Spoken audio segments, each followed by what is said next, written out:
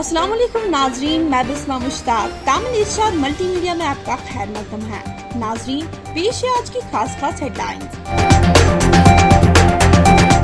कश्मीर के बेशतर मकामात पर दौरानी शब हल्की बारिशें।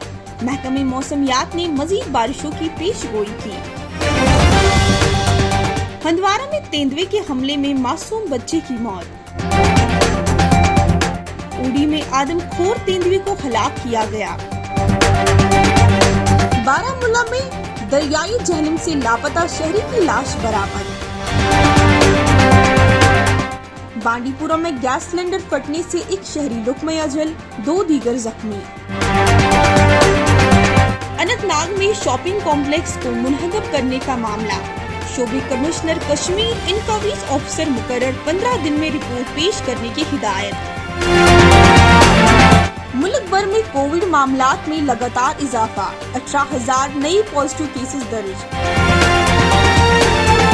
तो नाज़रीन, दीगर अपडेट्स के साथ आप हमारे साथ बने रहे। तब तक मुझे इजाजत दीजिए। अल्लाह हाफ़िज़।